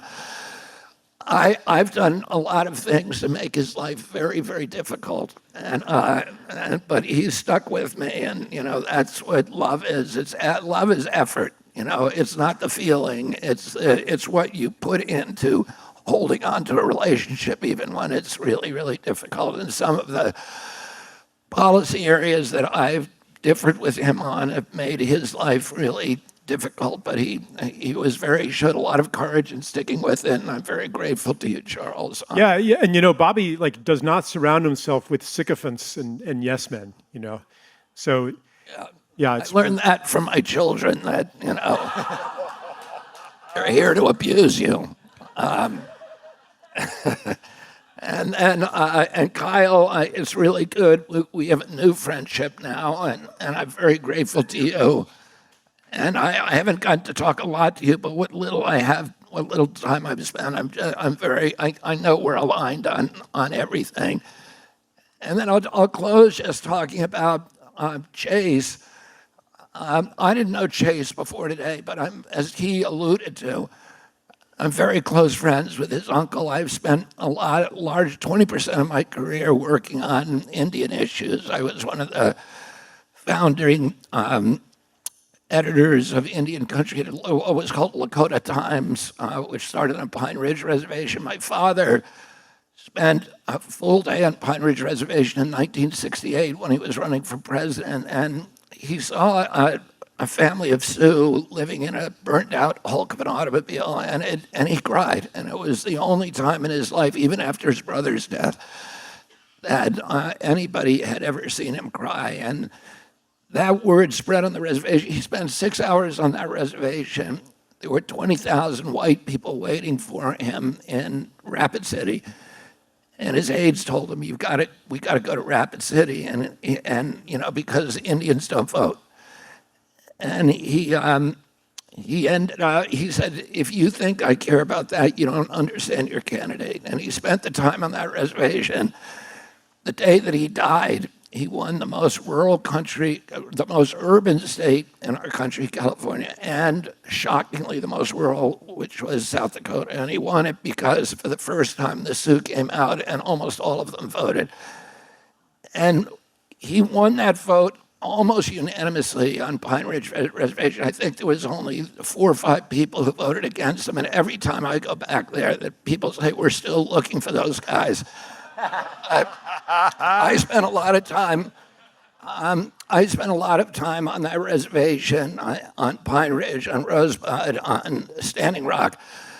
I became very, very close with his uncle, who's an extraordinary, now an elder, but when I met him, he was a young man, and the two of us went to the Arctic in 1993 to help the Cree Indians. The Cree Indians who own most of northern Quebec, they've never lost a war, they never signed a treaty, and in 1993, they heard on the radio that the government of Quebec was going to build on their land 600 dams and dikes, and they were going to dam 11 huge major rivers going into Hudson Bay and James Bay. They were going to inundate an area larger than Lake Erie, so they were going to create a lake larger than the Great Lakes, one of the Great Lakes. They were going to destroy the ecosystem larger than France, and it was all land occupied by the Cree for 20,000 years.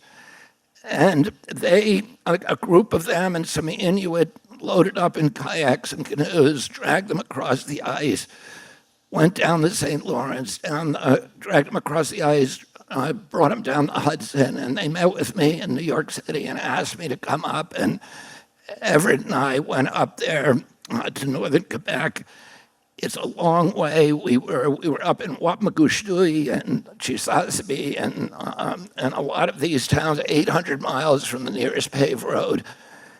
And we brought up 16 members of the New York State Legislature, and we did the first descent of the Gray Whale, which is a really big whitewater river. And we lived in teepees for 3 weeks. We shot caribou, ate them, shot moose. We had about 20 Cree women with us who would put up the teepees for us at night. The men never did it, I noticed, which was interesting. Those legislatures then went back and voted against the contract that was going to enable this, a $16 billion contract. And we killed the project. And Everett was with me. And I've spent many, Everett became a good friend. I brought my kid, my father brought us all out to do naming ceremonies in the Western reservations. We went to Choctaw, Shoshone, Cherokee, Hopi, Navajo, every reservation. In my father's first month of his campaign, he made 70 stops, and 10 of them were on Indian reservations. So he was really committed to that issue. And I've spent a lot of time, as I said, I was one of the founding members of Indian Country Today, the largest newspaper in Indian country. It was originally called Lakota Times. But I brought my kids out to do naming ceremonies at Standing Rock, sweat lodges like we're going to do tonight with Everett. Everett put it together. So It's really a huge pleasure for me. And then I ended up representing, because of that, our success there, I ended up representing Indians in treaty negotiations and in litigation against big, oil companies, chemical companies, lumber companies, mineral companies all over North America and Latin America, Ecuador. I spent 10 years on Vancouver Island representing the Nuu-chah-nulth, the Hausa, Ahusa, and many, many other tribes out there suing the biggest lumber company in the world, successfully, by the way. And so anyway, we have a long, long journey together, and it's really a huge pleasure. Everett will not get on an airplane, but I'm really glad that he sent his nephew out here to do this sweat lodge with us. Yeah. All right. Well, it's been an absolute honor to sit on a panel with all of you, warriors of love and spirit and great spirit. And thank you all for your work and your service. And as I said to you, Bobby, to the end. To the end. Thank you. Thank you all for being here, by the way. Thank you for spending a little bit of time with the next President of the United States. I have the honor of being the Director of Communications for the Kennedy campaign. Probably the hardest job I've ever had in my life. I'll be honest, I've never been so busy in my life. And never been so happy to be busy. I really want to address a thought, though, with all of you. Because obviously, many of you have had successful lives. Many of you paid a very large ticket to be here, and we're thankful for that support. But the question is, and we keep hearing, can Bobby do it? Is he going to do it? Many of you are walking up to me and saying, we're praying for you. Is he going to get on the ballot? And I just want to take a moment to think about what it's actually going to take. Because there's only a few of us. There's Robert Kennedy Jr. offering up his life and his knowledge and his vast experience to make the world a better place. So many of you in this room are involved in processes in your life to make the world a better place. How did you do it? How did you get there? How did you achieve? How did you make your money? Did it happen because you kept saying to yourself, oh, geez, I'm not sure this is going to work?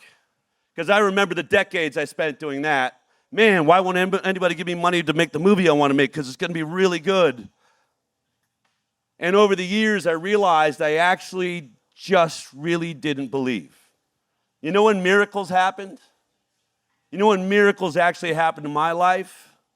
Was the moment I saw something I so totally believed in, I never questioned it again. That's what Vaxxed was for me. When I stumbled on the story of Vaxxed, thank you, and the whistleblower inside the CDC, many of you know that story. When I sat and watched that documentary, there was a set of miracles that put me in that room, but when I sat in that moment, I did for the first time see my whole life pass before my eyes. All of the mistakes I'd ever made, all the successes I'd ever had, all the fish that got away, all the stories, all the victimness, all the why me, all the moments. And I realized all of that was training me for this moment right now. I've never been so sure of anything in my life. Everywhere. And I know you all know this. Up until that moment, all along the way, every time I'd have an opportunity, another opportunity would pop up. I'd be like, oh man, which one is it? It drove me crazy. It'd be a vast desert for 2 years, nothing happening. And then finally, a really awesome call. They love my screenplay. And then 5 minutes later, somebody else loves it too. And my life worked like that. I was divided. Whoa, what is it going to be? Until the miracle happened. Until I found something I believed in so much, there was only one decision to make. And that was to take the first step. And there was only one direction to go, and that was forward. And my life has never been the same since. People say, did you know you'd be here? Did you know be part of running the campaign for the guy that's in third place for President of the United States and looks like he just could win? No, I didn't. But what I did know is in that moment where I left my TV career behind and took a step forward to make a documentary, I knew it was going to change my life forever. I knew we were going to change the world around this conversation. I could feel it. I knew it. I believed it. And see, people walk up to me, and many of you will do it. You'll say, oh, thank you so much for your sacrifice. For my sacrifice. Obviously, we've been poorly trained. If we think the people that get to wake up every day of their life and be inspired and have no forks in the road and march forward confidently every day are somehow sacrificing their lives, then we are missing something. The greatest thing any of us can do right now is live totally, completely in our miracle. To absolutely live right now. You know why you're here. You know why we're all here. The question is, do you believe? How many of you have been working on building farms like this in conscious communities, holding on to a dream of an evolution of mankind that the news robs you of faith every day to believe it can happen? All of that negativity, you're trying to overcome it, trying to overcome it. Somehow you can't turn off that effing TV, because if you did, you'd make it a lot easier, by the way. But we're all working towards this evolution. And now we're sitting in this room together. Is Bobby Kennedy personally going to change the world? Is he going to take the whole world on his shoulders and actually make the world a better place? Or is he simply a vessel like we all are for the light, for the truth, for what we actually deserve as humanity? He's not going to do it alone. I'm going to do the best I can. But it really is going to come down to you. And what does that mean? What does that mean when you're walking up to me and saying, what do I do? I contemplate this all the time. So many of you are asking that question. What is it we can do? You know, I know how to do a podcast. I could talk about it on my podcast. Great, please do. You know, I could donate some money, or I could donate a farm. Do it all. Do it all. But I will tell you what we need more than anything. And when you're walking up to me and saying, I'm praying for Bobby Kennedy, I'm praying for you, Del, there's something about it that makes me nervous. There's something about it that makes me think you think that there's a need, that there's a loss, that somehow we're in danger, that somehow we need protection, that somehow there's darkness around us. And what I want to tell you is inside this campaign is pure light. I have the honor to be working with one of the most beautiful, humble, spiritual human beings I have ever met in my life. And I think about my hippie parents talking about that nirvana, that world that we could actually have. Spending my entire life thinking, what would have to happen that would make that possible? I remember arguing with my dad, having philosophical discussions. I think it would probably take some like world-crushing disaster. Because only in disasters do we somehow all drop all of our petty bullshit between us and step up to work with each other. We all just had our entire world shut down. We watched the freedoms that our founding fathers handed us in this incredible dream for America absolutely stomped on, crushed, taken away, our jobs destroyed, our children's faces covered. All day, every day, ramming, styluses up their nose, asking them if they were afraid enough of this virus to take their lives, making everybody be filled with fear. Social distancing ourselves, none of it based in science. Both of the last incumbent presidents, which is really weird, right? Two incumbent presidents running against each other, having it dead wrong. Rushing vaccines and proud of it. How many millions will die because of it? The negativity has already happened. The tragedy has already happened. And we can stand here like the gopher in the middle of the road over the dead body just waiting to get killed by the next car that comes along. We finally say, I've spent enough time in the fear. I've spent enough time staring at the tragedy. I've worried long enough for my friends. It is actually time for faith. It's time for light. It's time for love. And most importantly, it's time to believe. So this is what I'm asking of you. Don't pray for the Kennedy campaign. Pray for yourself. Pray that you find a belief, that you can see an image of our world that is so beautiful and so wonderful. It cannot be touched by the darkness. It cannot be taken down by the news. It will not ever bow to the lies, because it is what is right, and it is what is true, and it is who we are. Pray that you feel it. Pray that you know it. And then stand in that with everyone you meet. I'm not asking you to convince your friends to vote for Bobby Kennedy. I want you to say to them, Robert Kennedy Jr. is going to win, and I love this man. He's me. He's the future I have for my kids. And yes, it's possible. You want to know more about him? He's talking every single day. Go to Kennedy24.com. Go to his YouTube channel. Listen to him one time and see if you can ever walk away from him again. I'm not here to sell you. I'm here to tell you he's the next president of the United States, and you better get to know him. Thank you very much. Walked out the bar to another new day. Another night trying to drink my blues away, you know. I never seem to work it out. I've been running through the money like a dog chased hare. No amount of pleading's gonna stop me there, you know.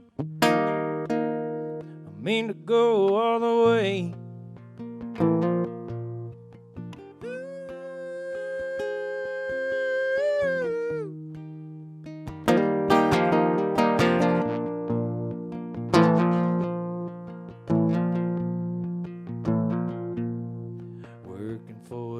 Trying to make things right, working all day and all through the night, you know, to keep from doing wrong. Well, I drink a lot of whiskey, I smoke a little weed, just to keep the demons taking over me, you know. I do the best I can.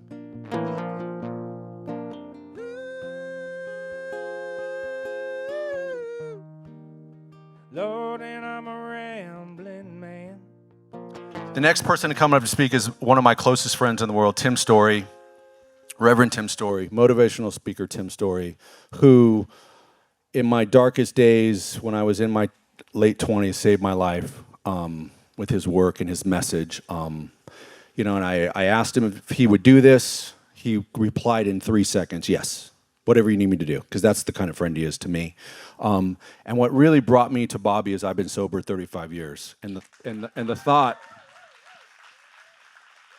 Now I don't know Bobby personally too well, but I know the character of a sober man who has meetings in his house, who sponsors guys and walks the walk and walk the talk. I've seen that my whole sobriety.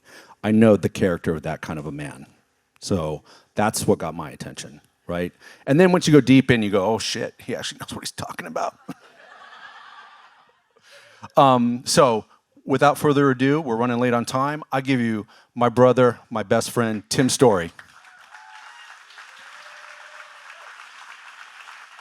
Thank you. Let's stand up and just stretch just for a second. I'm gonna see if you turn me up even a little bit more on the mic. Could we give Aubrey and the whole team a big clap? Come on.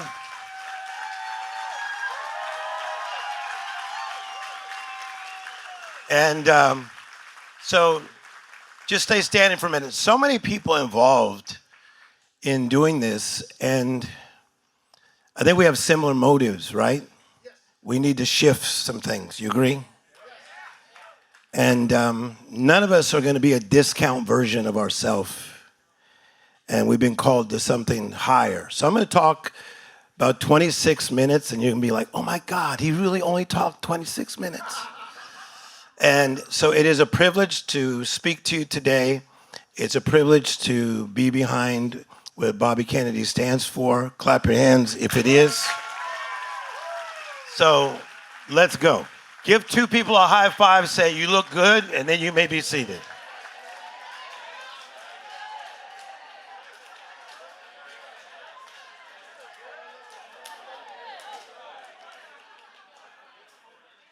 You may be seated. Thank you, Brent Bolthouse. Thank you, Nitsa. Give them a clap. Phenomenal people. And everyone else. There's a man by the name of Walt Disney, and he walked into an amusement park in the 1930s. You got to hear this story.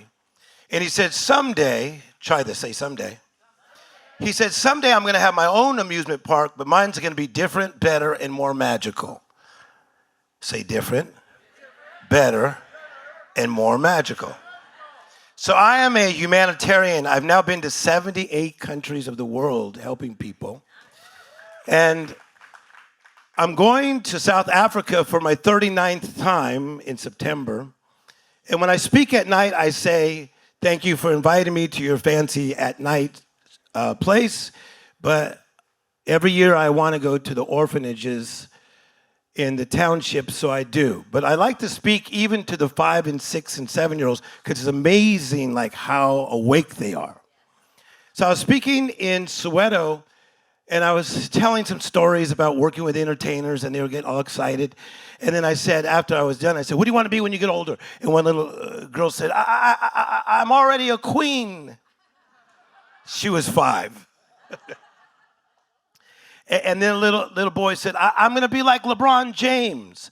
So it's amazing to me that they were living in the township in these houses that are like made of metal, and yet they were thinking different, better, more magical. Somebody say different, better, more magical. So the word magical means extraordinary, uncommon, not normal, not regular. So I was born in Compton, California, and we had 7 people in a 2-bedroom apartment. That's called cramped and crowded.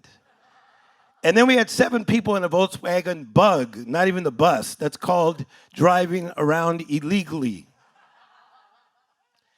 So imagine how our life was. It's like sitting in the center seat at Southwest Airlines, like for your whole childhood.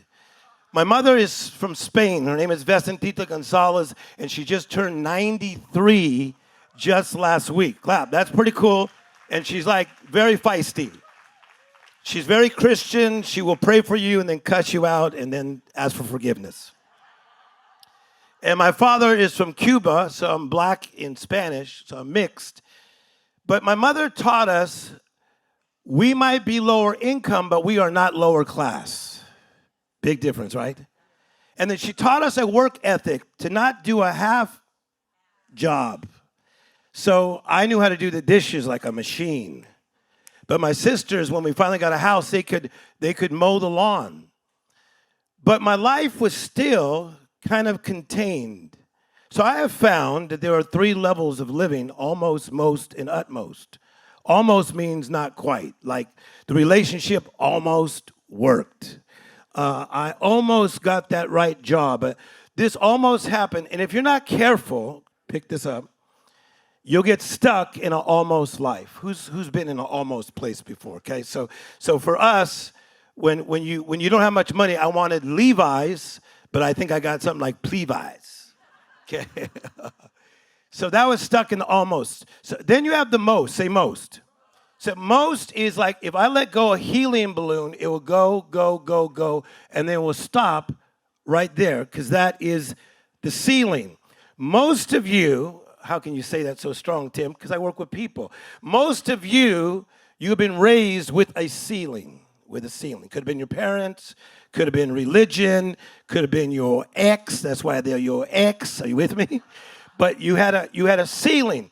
But I believe in the utmost life. I believe in breaking beyond the ceiling. Clap your hands if you believe in breaking beyond. Say this, say different, better, more magical. So Walt Disney has this idea in the 30s. It manifests in 1955.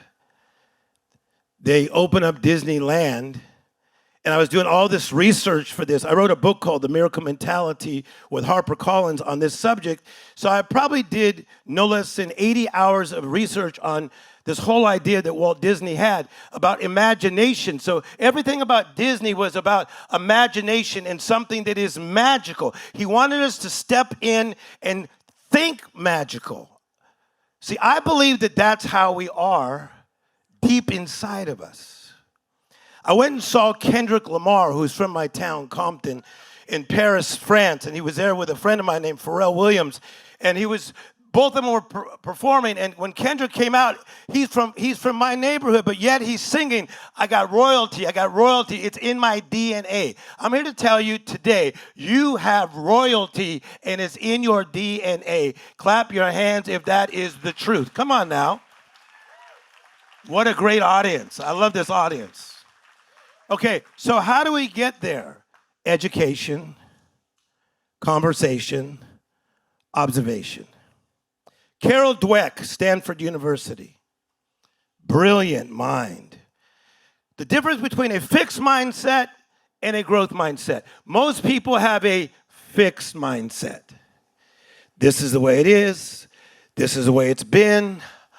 I can't believe that fool left me 8 years ago. A growth mindset thinks different, better, more magical. You have a growth mindset. 2004 or 24 is going to be your year. 2025 is going to be better. 2026 is going to be even better. Why? Because you think different, better, more magical. So there's a growth mindset, and then there's this fixed mindset. But we learn through education. So watch how cool this is. In the 6th grade, my teacher says to me, Timmy, I need you to stay after class. And all the kids go, ooh. Okay. So I walk up to my teacher and he goes, Timmy, I want to tell you something. Now watch this. I'm a little bit nervous. He says, I think you are, and I think he's going to say, a good dancer, because he saw me win the dance contest. A good basketball player, because he used to be at the games. He says, I think you are, well, he was about to change my life. He says, I think you are brilliant. And because you're brilliant, I want you to read one of my books. And he gave me a book about the life of Michelangelo, written by Irving Stone. In the 6th grade, the little kid, little Timmy from Compton, saw this whole life of this guy, Michelangelo, different, better, more magical, and it began to expand me. And I got hooked on books.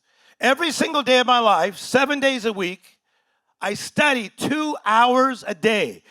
I studied 2 hours already today, studying, reading, growing.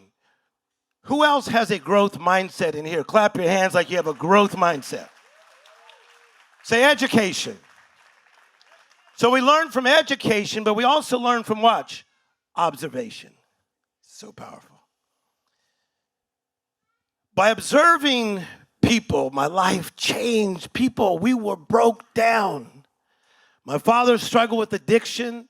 My brother, Randy, he died from addiction. I come from pain. But to think that I'd come from pain and become this guy that goes all these places, that Oprah says, you are my favorite speaker, not the second, not my third, not my fourth. You are my favorite guy. You are my guy. You are my guy. It was Oprah who put me on over and over and over on her show. And because Quincy Jones called her and said, don't ever treat Tim like he's normal. This guy's coming from a whole other place. See, sometimes you are one break away from something brilliant. You better get ready because you've been set up. What if March is the month? What if next month is the month? Some of you are one break away from something brilliant. So we learn from education. Say education. Say observation. Man, I got thrown into this thing. was just a guy doing my best, and I liked school, so I went to seminary, and I kept studying, and next thing I know, I had a doctorate in world religion and a master's in therapy, and the next thing I know, I had a pretty good gift to gab, so I'd speak at the NFL, and then they would say, hey, yo, can I get your digits? Can I get your number? This is before the days of a cell phone. And I had all these stars waiting in line. And then I would start speaking places, and I would notice, and I won't say them today, I'd see that guy there, that, and then that star there, and then I'd see that star there. And I was like tripping. I was way in over my head. But the more I got around smart people, I began to observe their discipline. And I said, there's more to life than not going to prison like my relatives. There's more to life than just hitting a ceiling. But maybe I'm supposed to live an utmost life too. Maybe I can get a breakthrough. It's not a break sit or a break stand, it's a breakthrough. Because if I could break through, I could break my whole damn family out. Clap your hands, you guys are getting this. Let's go. Say education. Say observation. You're going to like this story, so watch this. When I'm 6 years of age, my parents decided to go to a place called Las Vegas. And there was a white family from church that they liked me. And so my parents said, you're going to stay with the Gibsons. I go, I like them. And so Mikey Gibson was 2 years older. Jeff Gibson was 4 years older. So they were older kids, but the Gibson house. But I walked into the house, and it was completely different than ours. I walked in, it was like, hey. They lived in a whole different neighborhood. Everything was different, and they had different rules. In fact, Mrs. Gibson said, Timmy, we bought you a present. We bought you some new pajamas. I thought, man, I ain't never had old pajamas. And your mother says you like blue. You like the color blue. This is about to change my life. So, observation. So she says, come on, Jeff. Come on, Mikey. Come and watch, because the dad was a trucker and he was on the road. And so she helped me open up my powder blue pajamas. And she says, Timmy, she says, we want you to put these on, and then we're going to have a little snack before bed. People, it was only 7 at night. I'm 6 years of age. Because, we're from where we're from. Are you with me? We were bumping music till like 12 midnight. I was 6 because of my older sisters. So she says, we're going to have a snack before bed. So Timmy, go put on your pajamas and then brush your teeth first. Just Lady was really into brushing the teeth, and she had the new toothbrush, so I had to brush my teeth. I put on my pajamas, and when I looked at myself in the mirror, something went, hey. I'd never had that feeling. Because everything was hand-me-downs. Are you with me? Everything was Po. We were Po. We were Po. We were Po. And now, for a minute, I was rich. You should have seen those pajamas. I was like, and my teeth. So I walked out, and Mrs. Gibson said, okay, we're going to have a little snack, and then you're going to brush your teeth again. It's a true story. I'm like, yo, like, how come I didn't brush them after? Why before and after? So I just minded all the rules. Now pay attention. I'm talking about education, observation to go to another level. So now I'm laying in bed, and it's like probably 7:30 at night, and it's still light outside because it's in the summertime, and I'm like tripping. I've never been like this. We're so quiet. And I noticed something. Their sheets smelled so good. They smelled like flowers. It's called softener. Come on, people. Fabric softener. And I noticed the peace in the house. We never had peace in my house. And I remember I started to cry because I thought, oh, shit. These people live different. I feel such damn peace in here. And then I went to sleep easily without tripping.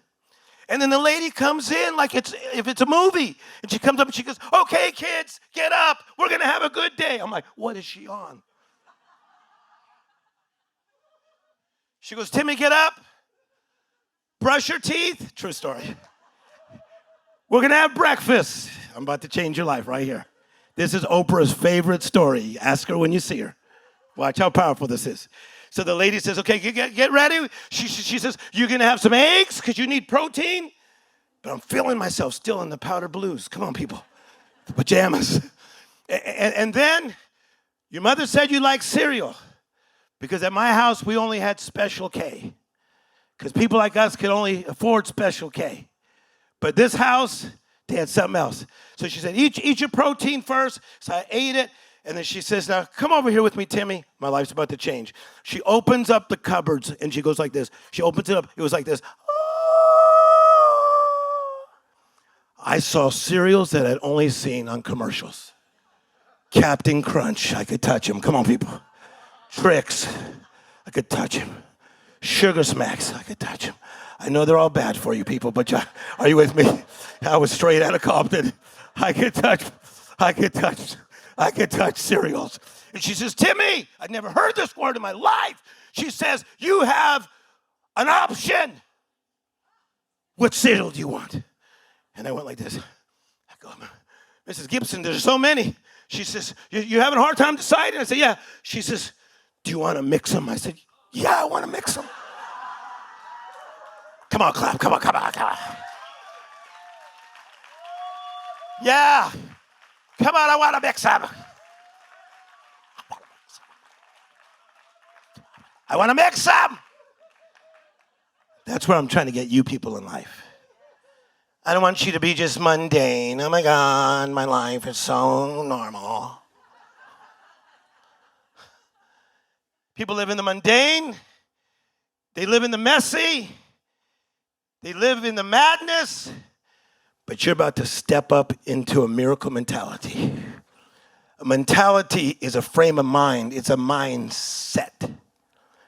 Your mindset is yours to set. You could never kick this out of me. It is in me. It is entranced inside of me. How many of you have a mindset that is a miracle mindset and nothing can stop you from this time forward? Clap your hands and shout a little bit.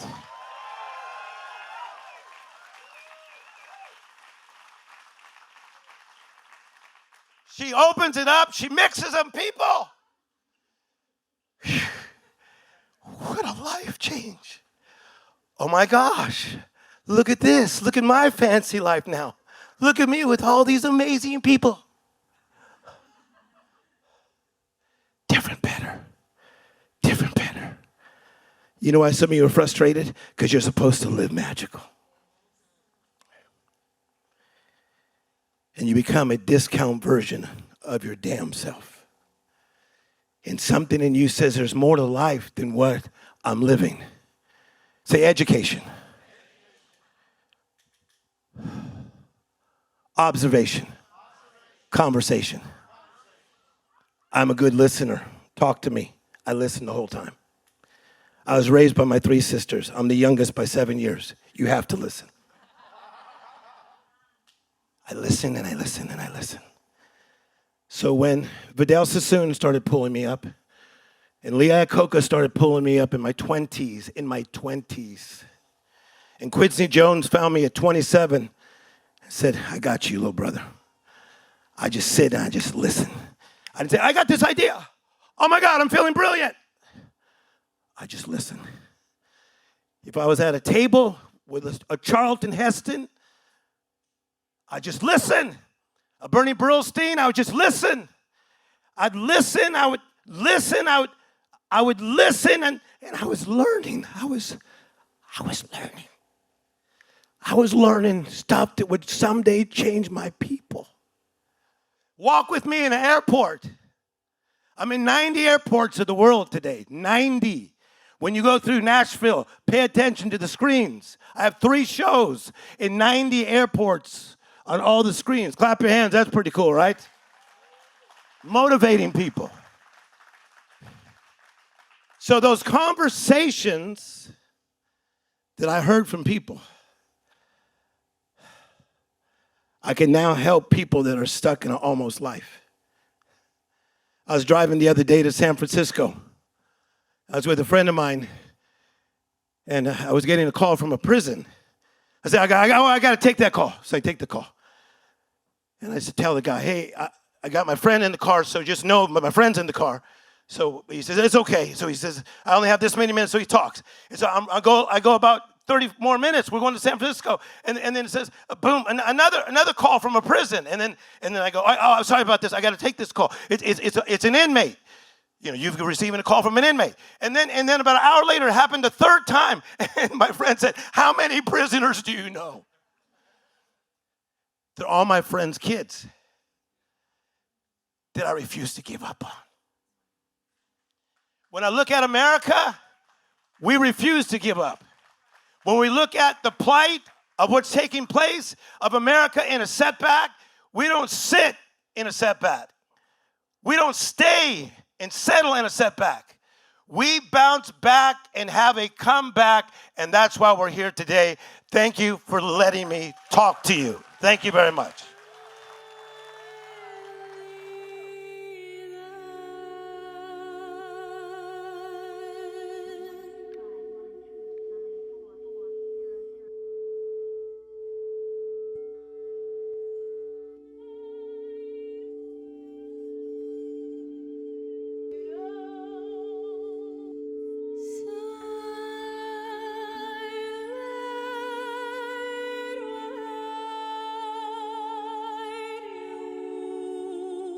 What a day. This has been great. And you know, every time I see Bobby, like half of the times I see him, he has his sleeves rolled up because he's just like, he's always ready to fix the country, you know? I really love that. And I love how his campaign has no anger, there's no insults. I think all these people running for office need to biohack. Bobby's already biohacking. Bobby killed everybody in that pull-up challenge. The guy's muscle, he had to change shirts because he popped out of the other one. It's nuts. I've never been so like excited to vote and also like kind of turned on in my life. In my life. I always had a theory that presidential candidates should be required to take psychedelics before running for office, all right? I think we start with Joe Biden, we give him a bag of mushrooms, okay? Rewire whatever ain't firing up there, all right? Get a full sentence out of that man. And I think we give Donald Trump a couple hits of MDMA, just a few, just a couple, just to see what happens. Open his heart up a little bit more, you know? Can you imagine Donald Trump on a couple hits of MDMA? Send him down to the US-Mexico border, he shows up with no pants on, just like, Let him in. Let him in, Jose, Miguel, let him in. I love Mexicans, let him in. But you know, it's nice. Bobby doesn't need that. And it's nice to have a candidate whose consciousness is already expanded to the point where he puts the people first. And for that, I'm super thankful. I'm grateful to you guys for being here. Thank you so much.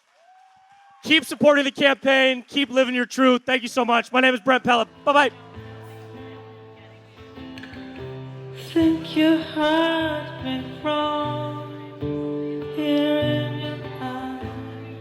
If you've been moved by this episode, the first thing you can do is share it with all of those who might have an interest in participating in this movement for greater health and human thriving.